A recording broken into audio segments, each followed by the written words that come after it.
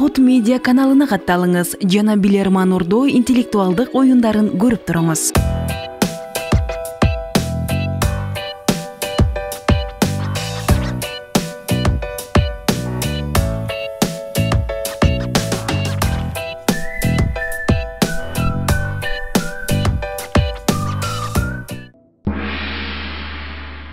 Assalamu alaikum, урматтуу телекөрүүчүлөр. Кутмандуу кечиңиздер менен айымдар жана мырзалар. Мынакей барыңыздар күткөн, интеллектуалдар күткөн, зээндүүлөр күткөн Билерман Ордо интеллектуалдык оюну кайрадан эфирде. Мына ушул курам Бакыт Камчыбеков жетектеген команда. Урматтуу команда, дагы бир жолу кош келипсиздер. Бакыт мырза, маанаңыздар жакшы? Команда психологиялык жактан оюнга даярбы? Ушудан сөз баштасак. Саламатсызбы урматтуу алып барчу, саламатсыздарбы Ордо, саламатсыздарбы урматтуу телекөрүүчүлөр. Кудай буйруса команда оюнга даяр, жакшы динамикалуу оюн көргөзөбүз деген ишеничтебиз. Кудай буйруса жеңиш биз тарапта болот. Командага ийгилик каалайбыз. Мен жогоруда айтып кеткендей, мына биздин ушул команданын ичинен эки биздин клубтун мүчөсү, тагыраак ушул команданын капитаны Бакыт Камчыбеков менен Советбек кызы Буниса президенттин стипендиясын ээси болду. Расмий түрдө клубтун атынан жана жеке өзүмдүн атынан куттуктаймын. Бул сиздер үчүн, сиздердин келечегиңиздер үчүн, сиздердин окууңуздар үчүн берилген бир бонус деп билебиз. Ушул айталык ийгилик менен, ушул жакшылык менен сиздер дагы бир топ биздин мамлекет үчүн, эл үчүн кызмат кыласыздар деген ишеничтебиз. Урматтуу телекөрүүчүлөр, мына 2022 жылдын бүгүн 9 январы. Аркада мынакей 2021 жыл калды. 2021 жыл ар кандай окуялар менен, ошол учурда пандемиялык абал менен дагы эсибизде калды.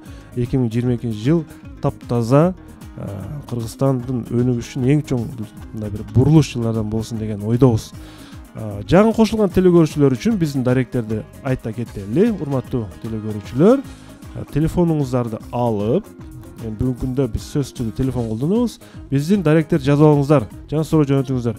Алгач биз Инстаграмды айта кетели. Инстаграмдан Билерман астыңкы / Ордо, мына ушул даректин өзүнө катталып бизге кат куржуңа суроо жөнөтүңүздөр. YouTube'да Билерман Ордо деп издесеңиздер, биздин оюндар кезек-кезеги менен жүктөлөт, чыгат. Ал жерден көрсөңүздөр болот. Билерман _TV күчүчө mail _ биздин электрондук дарек. Facebook'ta Билерман Ордо жана каттар үчүн Ош шаары Ленин көчөсү 330 Билерман Ордо деп жөнөтүңүздөр. Бардык биздин телекөрүүчүлөргө биз дагы бир жолу ыраазычылык билдиребиз. Биздин башкы өнөктөштөр Барбол кондитердик фирмасы. Барбол адал, таттуу, дайыма жаңы гана бизге өз шириндиктерин алып келип бизди кубантып турат. Чоң рахмат бул жамаатка. Жана ошондой эле биздин дагы бир өнөктөшүбүз Актив дизайн полиграфия жана жарнак борбору Ош шаарында жайгашкан, бардык түрдөгү реклама кызматтарын кабыл алат. Ошондой эле Аура Люкс массаж академиясы. Аура Люкс массаж академиясы сиздерге бекем ден соолук каалайт. Ошондой эле Йома бургер эң мыкты бургер. Дагы бир өнөктөшүбүз Легенда века окуу борбору. Бардык тилди билсең, бардык мамлекетке барасың. Мына ушул өнөктөштөргө чоң рахмат айтып, биз анда оюнду баштайбыз. Биринчи раунд.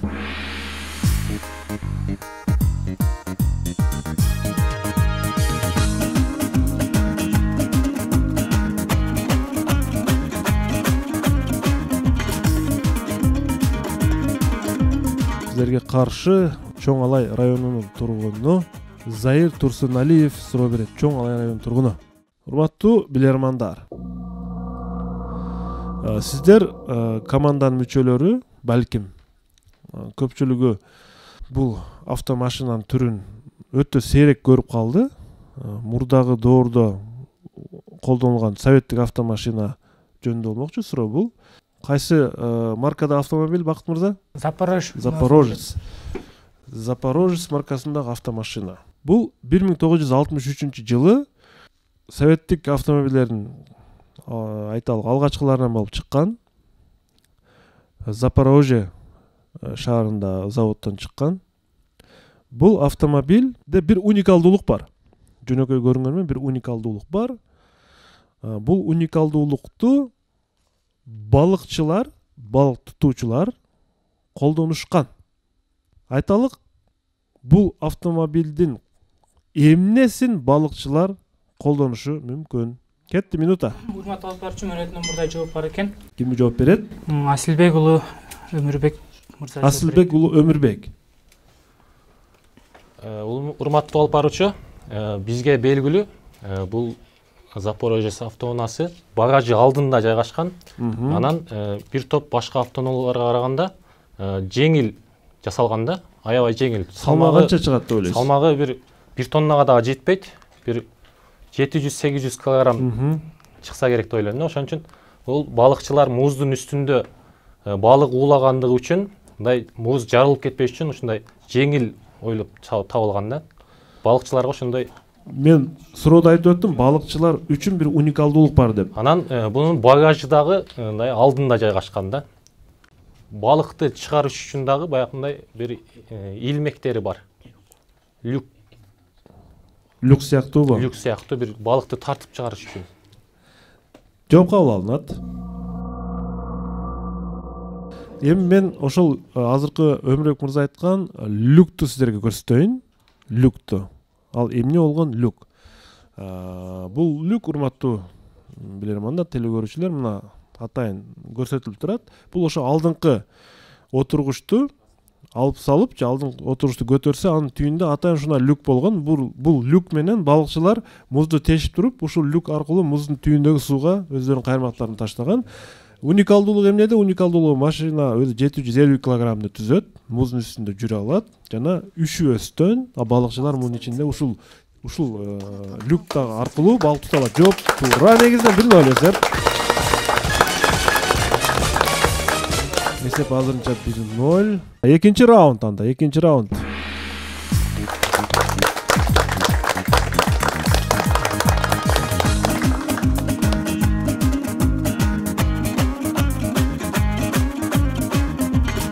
Баяман Топчубаев Санкт-Петербургтан сиздерге каршы суроо берет. Урматтуу билермандар, 1994-жылы Москвада трибунадан сүйлөгөн сөзүндө Гейдар Алиев ким? Азербайжандын биринчи президенти. Гейдар Алиев мындай дейт. 1967-жылы Карабакта кийимдеримди чечип, дарыяга сууга түшүүнү чечтим. Судан чыкканда армян балдар кийимдеримди уурдап жатканын көрдүм. Ошол учурда залда отурган Армениянын бир өкүлү ордунан тура калып, жалган. Сиз жалган айтып атасыз. Ал кезде Карабакта армяндар такыр жашачу эмес. Эмнеге жалган айтып жатасыз? Деди. Ага Гейдар Алиев жылмайып мына ушундай бир жоопту берген. Сиздерге суроо.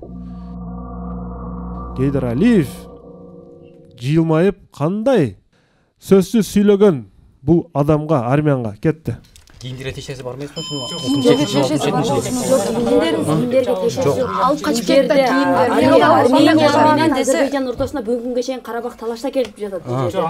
Ошондо талашта немеге түшүп атат? Ой, сууга түшүп атат? Ал жерде сүзүү үчүн армяндар жашаган эмес деп армяндар айтып атат. А бул жерде эме болуп атпайбы? Алып качып кетиш мүмкүн армяндар жашабаса эмнеге бул жерде жерди талашып атасыңар деген маселе болушу мүмкүн. Сууда сүзүп кийимдер эмне байланышы бар ага? Жок, жанагы айтып атат. Кийимдери же Кийими судан сүзүп өтсөм кийим мурдап кетип атат дейт. Судан сүзүп наркы кетип кетип атат да, кийими бул бетке чечип кетет. Кошудан карап көрсөк кандай болот? Логика каяктан да? Жок, кийимин чечип сууга түштү. Наркы өзгө өткөндөн жер маселеси болуп атат бул жерде. Анда суу менен бөлүнүп калтабы чегара? Суу менен Азербайжан Армениянын ортосунда жер маселеси болуп атат. Азербайжан жок, айткан сөзүн табайлы эмне деп. Жылмайып жок, анын жеринде жок берип коет. трибунада. Анда Карабак кийим нар жакта чечилген ал. Чегара сууда болуп калтабы сендик ошондо? Бул жак армян, бул жак Армяндар башка. жашабаган деп сураган анан. Армяндар жашабаса эмнеге талашып атат? Бакыт мырза, Гейдар Алиев бул армян өкүлүнө жылмайып эмне деп жооп берген? Урматтуу алып баруучу Советбек кызы Буниса жооп берет.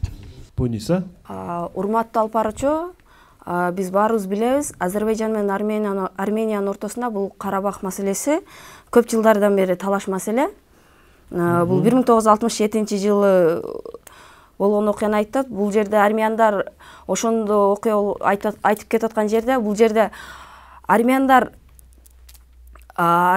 жок эле ал жерде деп атат да. Ошондо Гейдар Алиев айтышы мүмкүн. Анда бул жерде армяндар жок болсо, анда бул азербайжандардын жери деп. Армяндар жок жашабаса, эмне себептен талашып атат деген мааниде. Ошондо бул азербайжандардын эле жери деген мааниде айтышы мүмкүн. Анан эмнеге талашып атасыңар дегендей. Жооп кабыл алынат.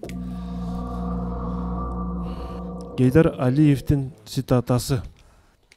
Армяндык адам жалган, анткени Карабакта армяндар такыр жашачу эмес десе, Гейдар Алиев айтат: "Ооба, мен дал ушул нерсени далилдегим келген, анткени ал жерде ал Карабак биздики болчу" деген сөздү айткан.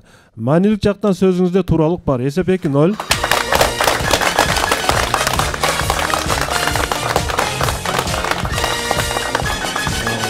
Бул Карабак маселеси буюнча айтканда өтө чырлуу маселелердин бири, бирок бүгүнкү күндө эки өлкөнүн өлкө башчылары кылдаттык менен биротоло чечүү аракетинде жумуштар жүргүзүп атат азырынча. 3-чү раундга старт беребиз.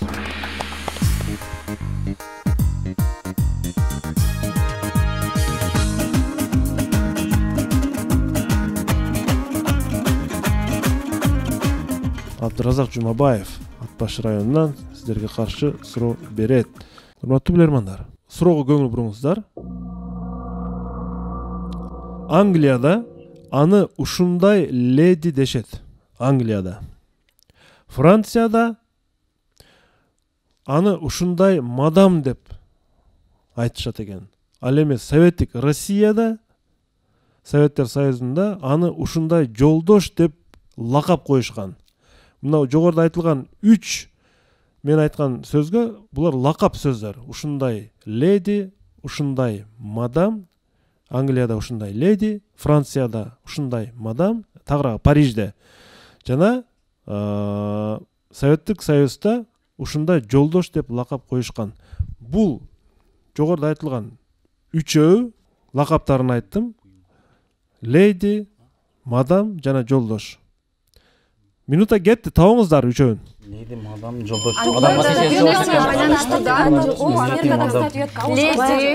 Ошо эркиндик секциясы го. Советтер Союзунда жолдошко байланыштуу эмне бар? Жок, жолдош жок. Союз үчүн ошондой товарищ деп Өзүмдүн маанимде бир таанышмак. Темир айым деп не деп атады? Орденгечи. Францияда мадам. Баягы сен айтып аткандай эркин статус. Мадам, леди, жолдош.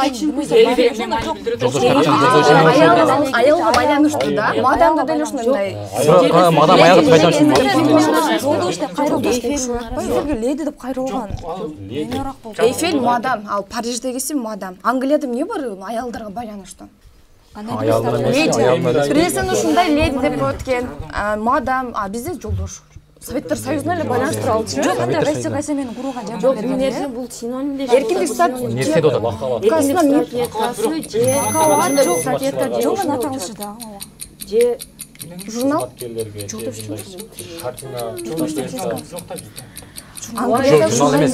Англияда не деген эркиндик статьяткасы. Бакыт мырза. Урматтуу алып барчы, бизден Жошбек кызы Бегимай жооп берет. Жошбек кызы Бегимай. Эйфель мунарасы деп жооп беребиз. Демек, бул жерде Эйфель мунарасы жөнүндө сөз болуп атат, жооп кабыл алынат. Демек, Англияда ушундай леди бул Эйфель мунарасы, Парижде ушундай мадам бул Эйфель мунарасы, Советтер Союзунда ушундай жолдош бул Эйфель мунарасы. Семете мырза, кимде вариант бар ордодо? Биз ойлоп атабыз, Маргарет Тэтчерди железный леди деши мүмкүн, темир аял деп англиялыктар. Ал эми Эйфелди туура эле табышты команда. Ал эми Советтер Союзунда Сталинди жолдош деген болуш керек. Жолдош Сталин деп көбүрөөк кайрылышат да. Ушулар жөнүндө болушу мүмкүн. Мен ушундай ойлодум, үчөөнү үч түрдүү. Түшүнүктүү. Менче ордо жалпылап айтканда Семетейдин пикиринде окшойт, турган билермандар. Эми мен туура жоопту айтайын. Англияда аны ушундай леди деп бул Англиянын бир топ жыл башкарган премьер-министри Маргарет Тэтчерди темир леди деп атап келишкен. Ушундай лакап коюшкан, железная леди деп. Бул Маргарет Тэтчер, Англиядагысы. Франциядагы ушундай мадам, бул темир мадам, бул Эйфель мунарасы. Советтер Союзундагы темир жолдош, Семетей мырза, Сталин эмес, бул Феликс Дзержинский. Дзержинскийдин лакап аты темир жолдош, железный товарищ болгон, Семетей мырза, Сталин эмес. Мына ушул 3 аталышты телекөрүүчү сиздерден сураган. Тилекке каршы Бегимай бирөөсүн гана айта алды, Эйфель деп, калган экөөсүн айта албады. Балким экөөсүн тапканда эле ойлонуп көрмөкпүз, бирок тилекке каршы экөөсүн тең таба албай калдыңыз. Ошон үчүн бул раундду биз телекөрүүчүгө беребиз. Абдыразак Жумабаевди куттуктайбыз, Ат Баш район тургуну. Темир лакап тууралуу суроосу менен телекөрүүчү тарапка эсепти ачып берди. Oyun улантылат, 4-cü раунд. Бакыт мырза, кандай талаптар бар экен стипендия алыш үчүн? Стипендия алыш үчүн сөзсүз түрдө зачеттик китепчедеги баллар 5 болсун деген талап бар экен. Андан кийин окумуштуулар кеңешинин жана ректораттын, деканаттын сунуштамалары сөзсүз түрдө болуш керек экен. Анан сыйлыктардын саны кеминде 40тан жогору болуш керек деген талаптары бар экен. Ого. 40ка жакын сыйлык болуш керек бекен? Ооба, 40ка жакын болуш керек экен. Мен жалпы 67 сыйлык менен тапшырдым эле. 67 сыйлык? Студент убактагы сыйлыктар. Советтер Союзунун баатыры деле сизде сыйлык албаса керек, 67 сыйлык. Өтө жакшы. Бул менче Төшбелги мыкты студент, менче. Ооба, Төшбелги командадан Өсөрбек кызы Айкерим жана Советбек кызы Бүнүсү үчөөбүз биргеликте алдык. Кыргызстан боюнча Бообек эл аралык уюму жарыяланган сынактан үчөөбүз өтүп, жалпы Кыргызстан боюнча 50 студент Төшбелги алган. Кыргызстандын мыкты студенти деген. Актив дизайндан суроо. Урматтуу команда. Дүйнө жүзүндөгү керектөөчүлөрдүн 70%га жакыны сатып алуунун ушул формасын өздөрү үчүн ыңгайлуу деп эсептейт экен. Сөз кайсыл форма жөнүндө кетип жатат? Керектөөчүлөрдүн 70%га жакыны дүйнө жүзү боюнча. Кетти минута. интернет аркылуу, интернет магазин аркылуу үйүнө жеткирип берүү, доставкасы дагы башка вариант сурайлы. Пакетке салып беришет, ошолор эмес бекен? 70% ушул формасы үйүнө жеткирип берүү да көбүнчө доставкасы менен алып калышат. Доставкада 70%. Аны менен кыргызча жеткирип берилип калат. Үйүңө интернет заказ кылып кое бересиң, үйүңө чейин келет. Ыңгайлуу. Же башка вариант кылайлы. 70%. Пакетти ойлодум эле да, баары ушу пакетке салдыр болот деген. 70% керектөөчүлөр сатып алсын. Ушул формасын колдонот. Кайсы формасы ыңгайлуу? Мисалы барып сатып аласың. Дүкөнгө түшүп, эмеге барып деген эмес. Вактыңдагы үнөп каласың. Интернеттен башка онлайн ушу интернет магазиндер бар да. Андан башка дагы неме сатып алышы мүмкүн? Биринчи жок, дагы ушул формасын жеткизип берүү. Сатып алуу ушул формасы. Бакыт мырза, ким жооп берет? Алып баруучу бизден Өсөрбек кызы Айкерим жооп берет. Өсөрбек кызы Айкерим. Урматтуу алып баруучу, биз азыр биринчи чыккан баарыбыздан ушул ой чыкты. Азыркы учурда дүйнө жүзү, Кыргызстанда деле интернет магазиндер аябай популярдуу болуп жатат. Кийим алсаң деле, башка нерсе алсаң деле, керектөөчү нерселерди алсаң, интернет магазиндер доставкасы менен, башка айтканда жеткирип берүү, акысыз жеткирип берүү кызматтары орун алганда, менин оюмча ошондой, азыркы учурда дүйнөнүн 70% ушул интернет магазин же болбосо онлайн деп коебуз. Ушул форманы керектеп атат деген ойдомун. Жооп кабыл алынат. Өзүңүз интернет дүкөндөрүнөн канчалык колдоносуз? Азыр мындай убакыттын аздыгы же көптүгүнө байланыштуу болот. Эгерде интернеттен бир нерсе жагып кала турган болсо, көбүнчөсү китептерди доставка алдырам. Анан убактым көп болуп турса, өзүм кеңири барып алганга жакшы. Акыркы алган кайсы бир товарыңызды айта аласызбы? Интернет аркылуу алдырган. Акыркы товар эми кыздарга байланыштуу аксессуар болгон. Жоңуз туура. 3-1 эсеп.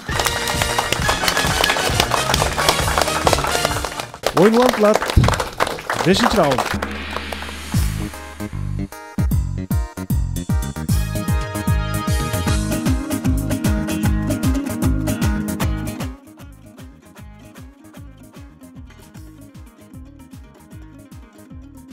Супер Блиц ойнойт экенбиз. Супер Блиц 3 суроо 20 секундадан. Команда азырынча толук курамда ойнойт.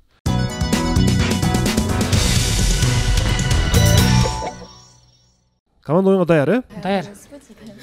Биринчи суроо сиздерге каршы Гулиза Шамырзаева ойнойт, Бишкек шаарынын тургуну. Дүйнө жүзүндө бул буюмду чексиздиктин символу катарында эсептешет. Чексиздиктин символу. Ал эми колдонушу боюнча ал бир нече мамлекеттерде кеңири кулач жая алган эмес. Көпчүлүк мамлекет муну колдонбойт. Мисалы, СССРде бул буюм чирип бара жаткан капитализмдин же Американын маданиятсыздыгынын символдорунун бири катарында каралган СССР убагында. Бирок кайсы бир деңгээлде колдонушкан. Ушинтип айтканы менен. Ал эми Японияда адепсиз кыймыл-аракеттерди жасоого себеп болот деген ниетте аны пайдаланууга тыюу салышкан Японияда. Ошондо ушул буюмду колдонуу аркылуу рекорд койгон инсандар бар. Алардын биринин көрсөткүчү 90 саат болсо, бул буюмду пайдалануу учуру, экинчисинин көрсөткүчү 300 саат. Урматтуу билермандар, кайсы буюм жөнүндө сөз кетип атат? 20 секунда кетти. Чексиздик деп адепсиздик деп эме кылат ата. Немки? 90 саат Чексиздиктин чексиздик колдонуп деп кандай түшүнсөк болот? Саат келди, бирок башка вариант. Саат айтып койдум. Япония басында 300 саат дегендерчи. адепсиздик деп атат. Уақыт бүттү. Бакыт мырза. Асылбек уулу Өмүрбек мырза жооп берет. Өмүрбек. Биздин жолубуз боюнча бул көз айнек тагуу деп ойлодук. Көз айнек болушу мүмкүн деп. Көз айнек тагуу? Көз айнекти колдонуу боюнча. Адепсиз кыймыл-аракеттерди жасоого болот. Көз айнек менен кантип адепсиз кыймыл-аракет жасаса болот? Эми адепсиз Менимче Айгерим жакшыраак коюп турат азыр. Кара көз айнек, түстүү көз айнектерди колдонуу мындай адепсиздикке жакыныраак болуп калышы мүмкүн да. Түшүнүктүү. Демек, сиздин оюңузча бул көз айнек болсо, мен айтар элем, бул кадимки спорттук бир түрлөрдө, иш-чараларда колдонушат. Монитордо сүрөтүн көрсөтөйүн. Демек, бул эмне болушу мүмкүн? Бул обруч. Обруч деп коелу. Кандай кыргызча кандай которулат бул? Анан албетте дене тулку бою барлык тарап кыймылдаган үчүн СССРде буну ушундай деп эме кылышкан. Японияда. Бирок Япония бүгүнкү күндө муну колдонуштан биринчи орунда турса керек азыркы күндөчү. Телекөрүүчүлөр тарапка дагы бир упай беребиз. Азырынча эсеп 3-2. Эсеп 3-2. 6-чы раундга старт беребиз.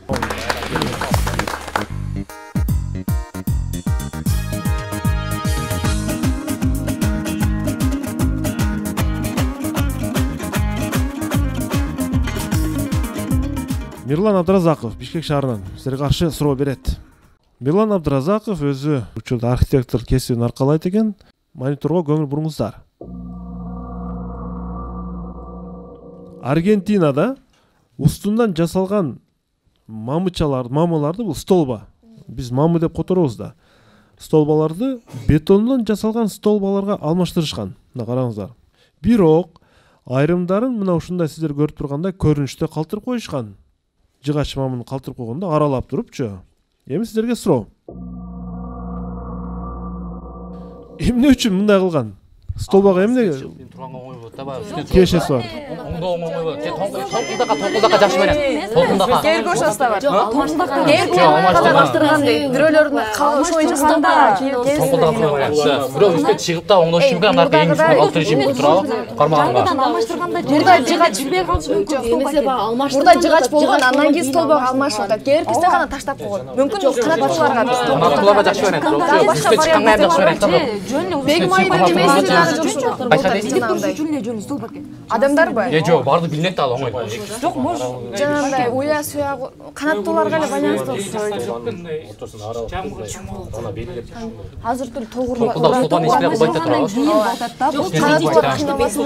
Бизе деле ушундай эме болсо, мисалы, Чыгыш үчүн бирөө үстүнө коюп койсо, бирөөсүнө койбой коет. бирөө кеңирип туруш үстүндө. бул үстүнө эмес, ортосуна деле коюлушу мүмкүн, эмесине деле коюп түнү деле коюшу мүмкүн. коюш. Бирок бийракта да бул. Толук форматын бизге чыгарып. Түгү жок. Столба экенин. Бирок кээргисине гана коюп атат да. Кээргиси жөн эле столба. Жок, үстүракта. Бакыт мырза, убакыт бүттү. Урматтуу алып барчы, Марат уулу ынтымак жооп берет. Ынтымак. Бизде эки вариант болуп атат. Биринчиси бул бизге белгилүү бул толкун эме тоңкулдак, ал эми экинчиси бул үстүнө чыгуу үчүн, эгер үстүнө чыгып оңдосо, чыкканга ыңгайлуу, ошол үстүнө турат. Şu эки вариантты талкууга калтырып, мага бир вариант айтсаңар жакшы болот эле. Тоңкулдакпы? Канаттууларга тоңкулдакка калтырышкан. Жооп кабыл алынат. Тоңкулдактар үчүн деген вариантты сиз кармандыңыз. Туурабы? Ооба. Мен сиздерге бир картинаны берип атамын. Караңыздар. Жок, бар. Жок, бар. Тоңкулдактар үчүн экен, жооп тура.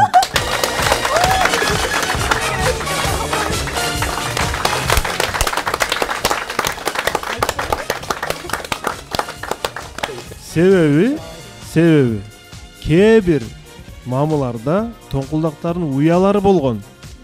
Ошо уяларын калтырыш үчүн атайын кыркып жабыштырып коюшкан да. Бул ошол канаттуулар коргоо уюмунун демилгеси менен Аргентинанын бийлиги кабыл алган чечим. Эсеп 4-2. 7-чи раундга старт беребиз.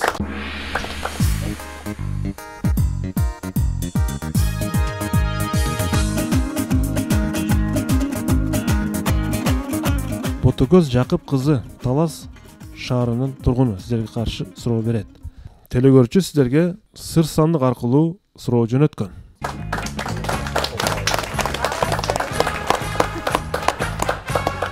Өмүрбек жана Бунисанын ортосунда турат. Президенттин стипендиясын алган адамдарда туюу сезим өтө күчтүү болуш керек. Буниса кандай мындай предмет бар деп ойлойсуз? Катуу же жумшак? Адам жесе болот же болбойт? Катуу предмет болушу мүмкүн. Адам жесе ошондо болбойт. Болбойт.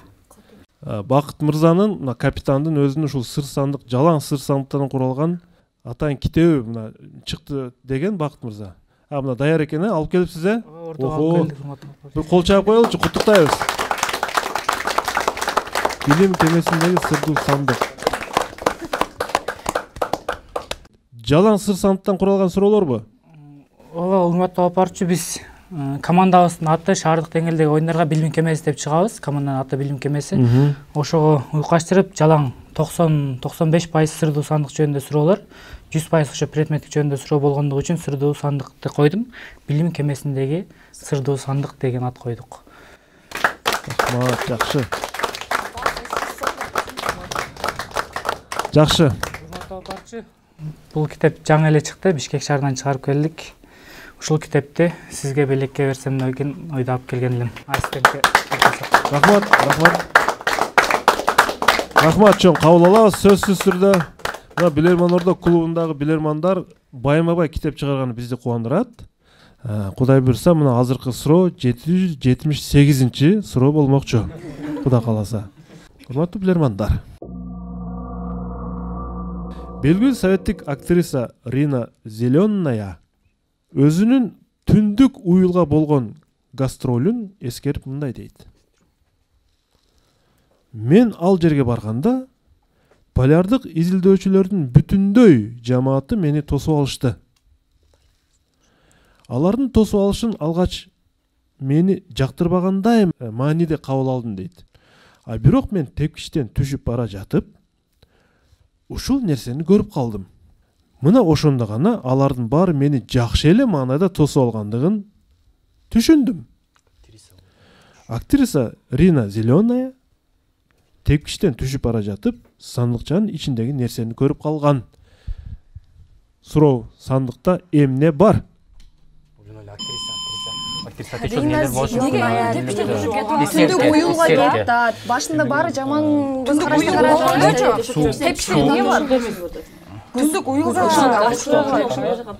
түндүк уюлдун эмне балким актрисанын өзүндө кандай деп эмени башкача кабыл алды деп түшүнбөйсүңөр. Актрисанын барганда турпатына байланыштуу эмесми? Жок, актрисага тешек билсе бар да ошон үчүн алар мынтип ошо актрисага тешек билсе бар. Сепчка деме болушу мүмкүн.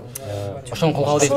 Советтик актриса да. Советтик. Полярдык изилдөөчүлөр алар ким дагы полярдык изилдөөчүлөр. Жок, ал жакта изилдөөчүлөр. Мүмкүн ошондойдур. Тепкичтен түшүп бара жатып тепкичтен көрүп калды. Актриса. Өзүнө байланыштуу болушу. Тепкичтен түшүп кетип атканда эмне? Атына байланыштуу эмес, Рина Зеленая. Мындай жазуу Жашыл эч нерсеге байланыштуу эмес. Май сайылышы баягы. Майга эмес, же актрисанын өзүнө сен неме кылган? Жена чай келеби? Чай болушу мүмкүн. Ысык чай Ысык чай. Ысык чай болушу мүмкүн. Убакыт бүттү. Бакыт мырза. Алпарыч командада Марат ынтымак жооп берет. Ынтымак. Команданын ою боюнча Сырсантта чай бар. Себеп? Зеленая болгондо эми жылуу кабыл алышкан деген Жок, максатта. Зеленая деген ал. Сиз фамилиясына карап атасыз. Айтып бериңизчи. Суук, түндүк муз билебиз, суук. Ошого жылуу кабыл алышкан деген майнде ушундай жооп берди азыр. Макул, анда биз чай деп жоопту кабыл алдык. Туура жообун билүү үчүн Сырсанттын ичиндеги предметти алып көрөлү. Эмне бар? Бул колкап болчу. Эмне үчүн колкап? Бакыт мырза. Түндүк уюлда суук болгону үчүн тосуп алуучулардын дээрлик бардыгы ар кандай типтеги колкаптар, баягы токулган, тиги Булгардан колкаптар кийип алып кол чапканда үнү чыкпай калган. Анан актриса ойлогон, булар мени ушинтип үн чыкпай эле тосуп алабы депчи. Анан лестницадан тепкичтен түшүп баратып, алардын кол чапканын көрүп, бирок үн чыкпай атканын байкагандагы, маселе бул жакта турбайбы деп, анан кайра кубанган. Эсеп 4-3. 8-чи раунд.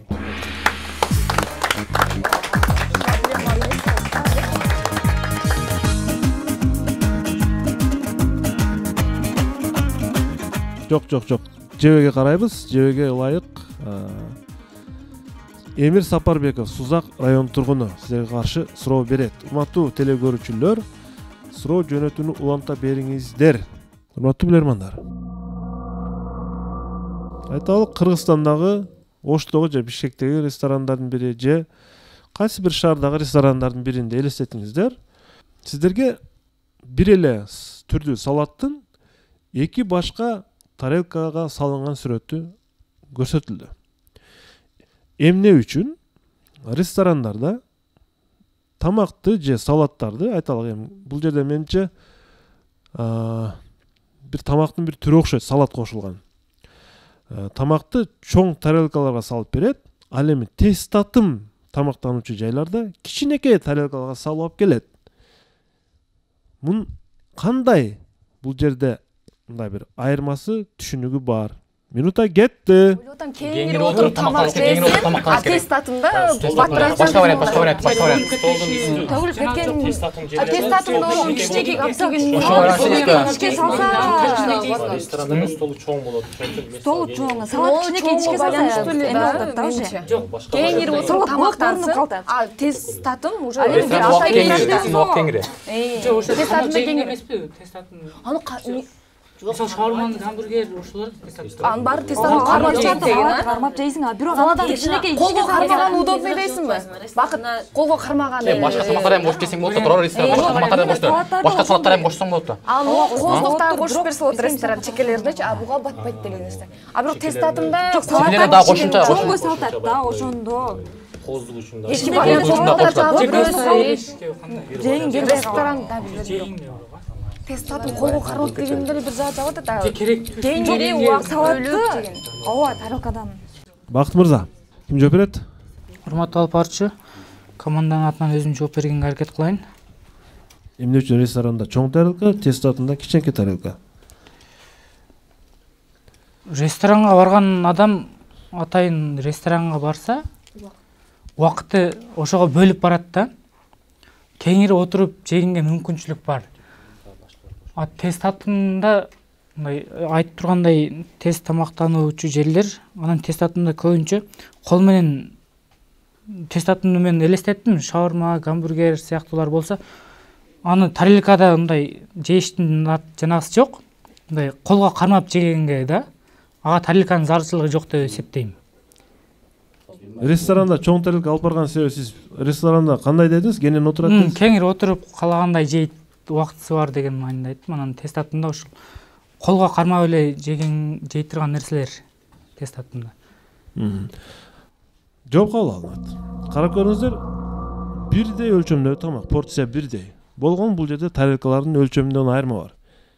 Сүрөттө ушундай турат азыр. Бирдей өлчөмдөгү тамак. Мен туура жоопту айтам.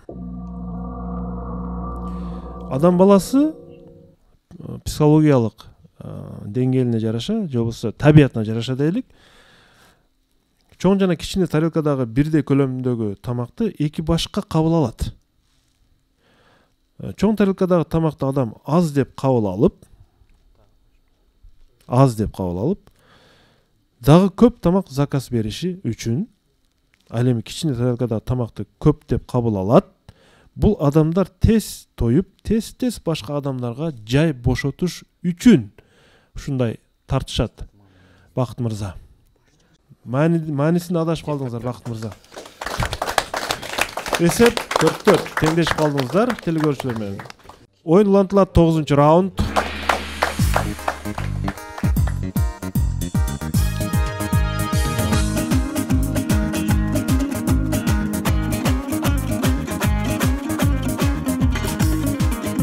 Исамидин уулу Жантөрө Бишкек шаарынан сиздерге каршы суроо бериптир. Жантөрө али экен. Сиздерге төмөнкүдө суроону берген. Жана сүрөткө көңүл буруңуздар. Япониядагы үйлөрдүн бир көрүнүшү, кире бериш жеринде көрүнүшү, мен дагы бир түрүн көрсөтөйүн сиздерге.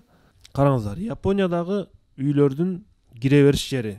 Японияда үйдүн негизги эшигинен киргенде, сиздер көрүп турасыздар, бут кийим чечүүчү аянтчадан соң үйдүн ичине карай бир тепкич коюлган, көрүп турасыздар. Секиче сыяктуу да бир тепкич. Андан мурунку сүрөттө деле силер көрсөңүздөр болот. Басымдуу Япон үйлөрүндө бардыгында десек деле болот. Мына ушундай тепкичтер бар мына. Секиче бир тепкич да үйгө кире бериш жерде. Япондор муну генкан деп атап коюшат. Япон тилинде бул генкан деп аталат. Мындай тепкич ар бир япониялык үйүндө бир нече кылымдан бери болгон жана азыркы көп кабаттуу үйлөрдө дагы бар экен. Демек улуттук каада салттын түрү. Эмне үчүн япондордун үйүнө киргенде мындай тепкич коюлган? Кандай себептен улам азыркы күндө дагы көп кабаттуу үйдө да жер үйдө да бар экен? Минута кетти.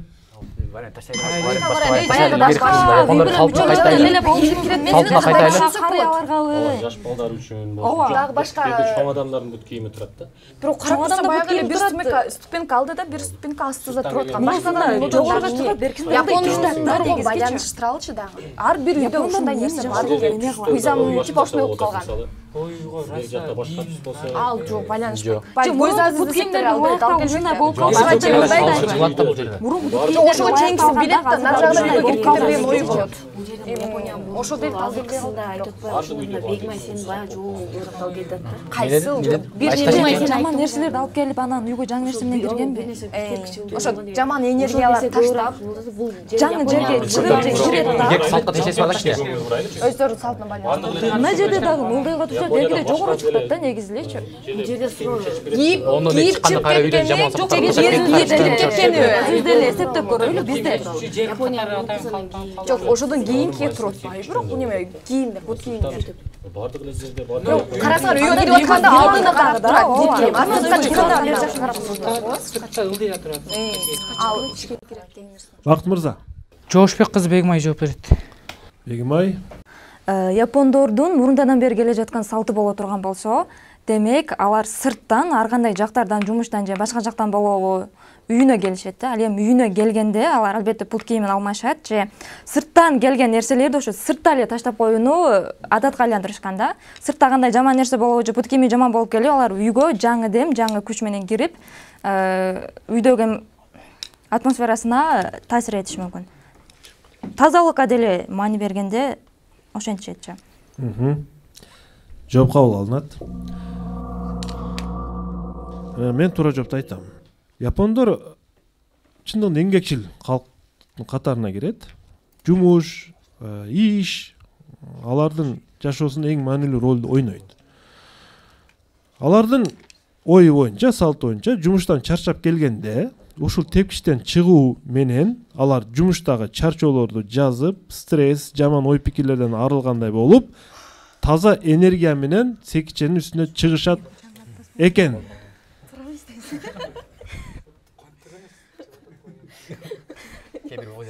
Бегмай азыр жооп туура десем, сиз дагы энергия аласызбы? Жооп туура.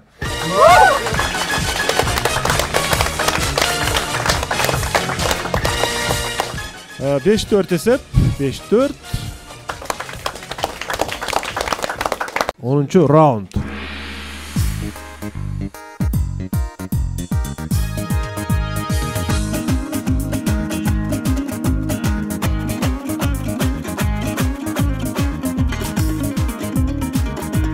Мерим Анарбаева Араван район тургуну сиздерге каршы суроо берет. Телекөрүүчү сиздерге бир зергер жөнүндө суроо бериптир. Зергер жөнүндөгү суроодо бир предмет жөнүндө сөз болот. Ал предметти азыр студияга алып чыгалы. Урматтуу билермандар, кадимки кур. Бакыт мырза. Сиз да ар дайым кур таанып жүрөсүзбү? Бакыт мырза? Классикалык формада сөз. Белгилүү европалык зергер Карл Пебержи өзүнүн кесибинин чыныгы фанаты болгон. Зергерлик кесип. Ал өзүнүн айланасындагыларды дагы өзүндөй болуусун каалаган. Карл зергерлик буюмдарын жасоо убагында дайыма жанына мына ушул курду алып отурган.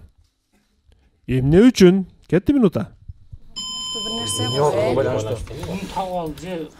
Жанына алып жүргөн. Жанына алып жүргөн, өзүнүн кесибин бирөөлөргө дагы жынандай кылат экен. Зергер болсун, Зергерлеринде үйүп алган нерселерди жасаганбы? Жок, муну жасалышынан күч кубат алган кылаттар. Жана зергер. Ремени боюнча жанына алып алган зергер бул да башка өзүндөй болушун каалап атат. Ошо мына сумка жасагандарын. Андан башка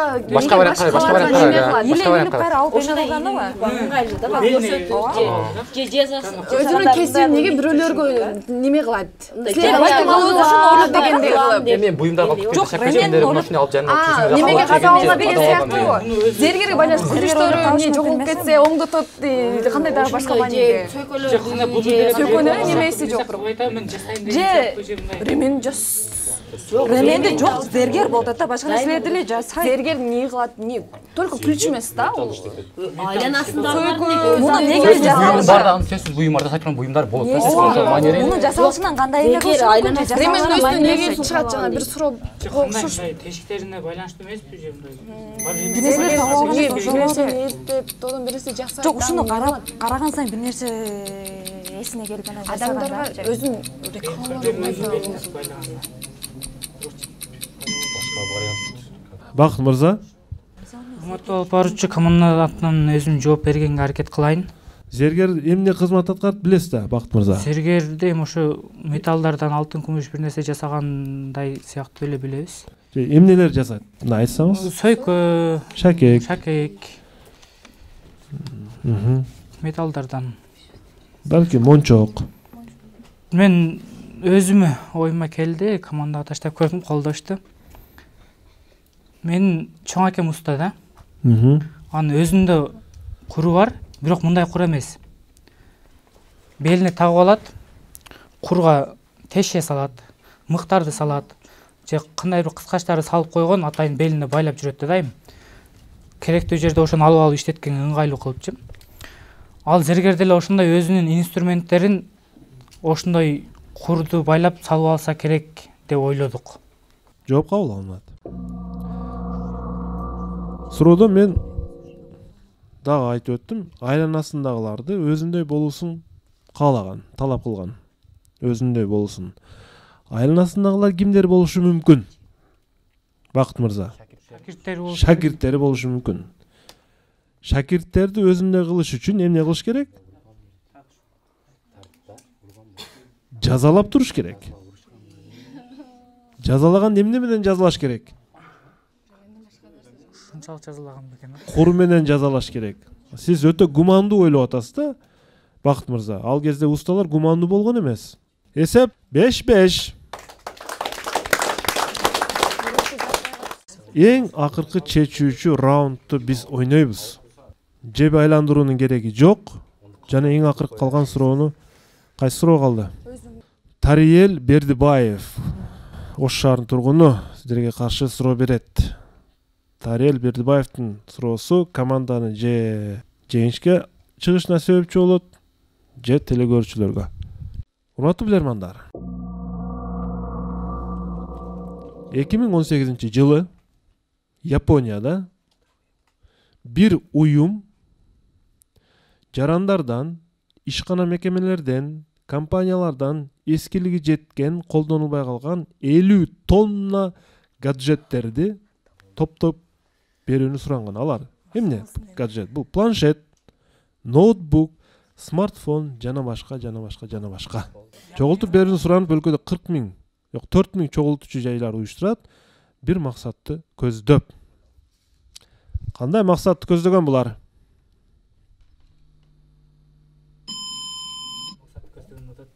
Вакыт кетти. Олимпиадада медалдын эмес, топтогу ошондой жасаган медалдын эмес. 2018 ато аны эле. Япония. Сен билген нерсе биз билген нерсе. Ошол топто отурган иштетип анан эме медалды чыгарып койбойбу? Мүнөттөн мурда жооп даяр. Олимпиада ойноп анктап Ким жооп берет? Буну маалымат окудук эле, баарыбызда маалымат бар экен. Бул Токиодо 2020-жылы өтүүчү Олимпиада оюндарына медалдарды ушул нерселерден жасашкан. Жооп кабыл алынат. Балким бир телефондун жаңы модели үчүн топтогондор, жаңы темирди көп талап кылган.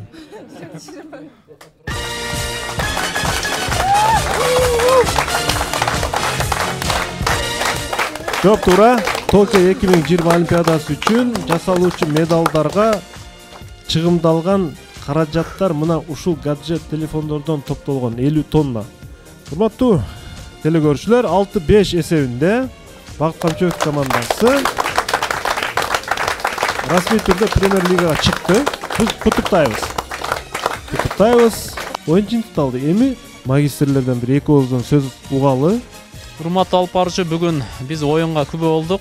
Команда мына болушунча жакшы оюн көрсөткөн аракет кылды. Бүгүнкү мына конок болуп келген мугалимдерге, конокторго, бар телекөрүүчүлөргө оюн жакты деген ишеничтебиз. Ал эми мыкты оюнчу биз айта турган болсок, бул жерде 3-4 аябай жакшы аракет кылды. Команда капитаны, ошол эле катарда Айгерим. Ал эми биз мына тоңкулдак жана башка варианттарды таба алгандыгы үчүн командабыз биз ушул ынтымакты, мыкты билерман деп баладык. Чоң рахмат.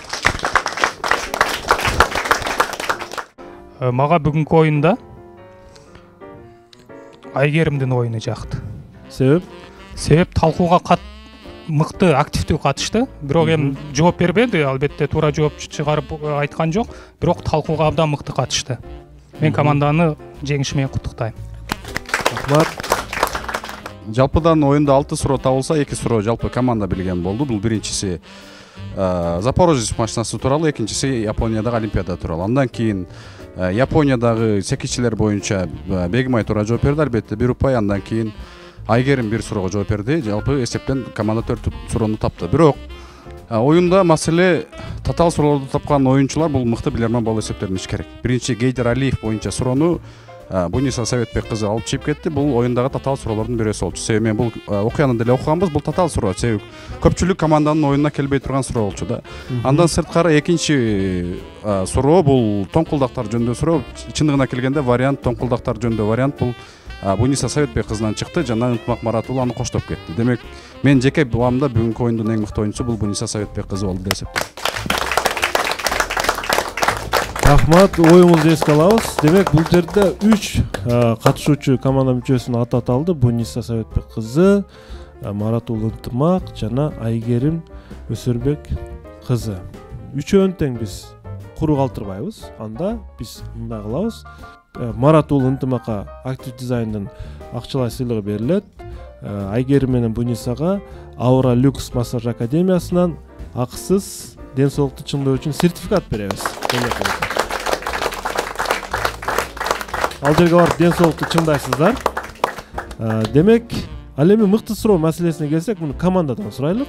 Самат Алпарчу, бул жактын окуу жайы Мүстө жашар комитетинин төрагасы Саматул Чопунай келди. Ошол жака биринчи сөз берин, андан кийин мен сөйлөйм. Микрофон бериңиздер биздин мейманга. Бүгүн биз аябай ушул сиздер уюштуруп келе жаткан ушул Билерман Ордо интеллектуалдык оюнуна биз да бүгүн өзүбүздүн ушул окуу жайдын командасын колдоп ушул жерге келип отурабыз. Эң биринчиден Талант агай сизге ыраазычылыгыбызды билдиребиз. Себеби дегенде ушул чырпыктарды мына чынар кылып жеткирип отурасыз. Бүгүнкү күндө биздин ушул Билерман Ордодо ойногон студенттерибиз, Кыргызстандын эң алдыңкы студенттерине жетишкен студенттерибиз ушул жерде келип отурат. Дагы да буюрса булар көп эмгектениш керек экен. Себеби дегенде бүгүнкү күндө билгенден да билбегенин көп деген заман болуп турат азыркы учурда. Бирок ошол эле учурда командабыз даярдангандыгын бүгүн далилдей алды десек биз жаңылышпайбыз. Ар дайым ушундай жаштарды ар тараптан колдоп жүрө бериңиз. Себеби дегенде Ош шаарында ушундай жаштардын башын бириктирген бул Билерман Ордо интеллектуалдык оюнуңузду биз өзгөчө баалайбыз. Буюрса биз командабызды мындан кийин да үзгүлдүккө учуратпай алып келгенге аракет кылабыз. Рахмат. Чоң рахмат. Куш келипсиз биздин клубка. Биз буга чейин сизге ушул жаратма чыгармачылык борборунун 10 жылдык маракесинин алкагында сизди ушул мыкты өнөктөш деп таап, бизди ушул жаштарыбызды ар тарапта өсүгөнүңүздүн өзүңүздүн зор салымыңызды кошуп келесиз. Ушул жаратма чыгармачылык борборунун мыкты өнөктөш деген наамын ушул Билерман Ордо клубуна тапшырып коюуга уруксат этиңиз. Чоң рахмат. Саматул Алпарчу, биз команда менен келишип биргеликте Мирлан Абдыразаковдун тоңкулдак жөнүндөгү суроосун мыкты деп таптык.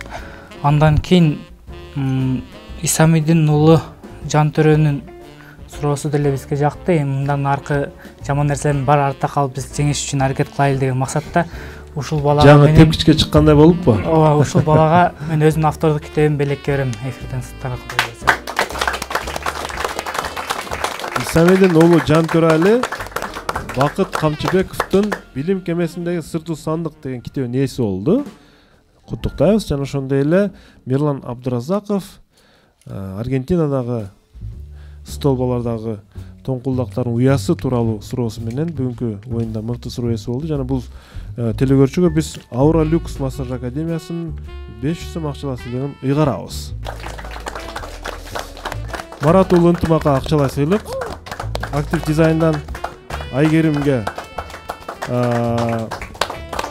массаж академиясы Aura Lux'тан белек сертификаты, Бунисага дагы белек сертификаты жана биздин өнөктөшүбүз Йома бургерден акысыз тамактануу үчүн 6 кишилик сертификат Йома бургерден. Куттуктайбыз. Чоң рахмат Йома бургерге. Жана Барболдун эксклюзивдүү тортун азыр студияга алып чыгабыз. Барболго чоң рахмат.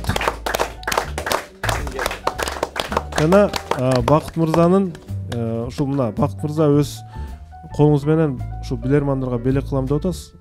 Чоң рахмат. Анан менде бир сунуш, мына бизге бүгүн студиябызга атайын өзгөндөн эжекелер келген экен. Ошол эжекелерге китебиңиздин бирин белек кылып койсоңуз, биздин куттуу жерден куру кетпесин,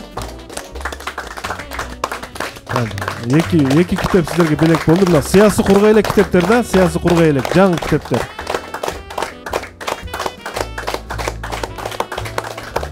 Демек, урматтуу телекөрүүчүлөр, урматтуу билермандар, мына ушинтип биз 3-чү турду соңуна чыгардык. Биздин кышкы сериялар улана бермекчи. Бардык телекөрүүчүлөргө биз ийгиликтерди каалайбыз. Билерман Ордо интеллектуал клубу бардык курактагы билермандар үчүн эшиги ачык. 7 жаштан 70 жашка чейинки билермандарды биз ойното беребиз. Бизде чектөө жок. Бул деген сөз билими күчтүү миңде жыгат, билеги күчтүү бирде жыгат. Техникалык топко ыраазычылык билдиремин. Кайрадан көрүшкөнчө, ассалому алейкум.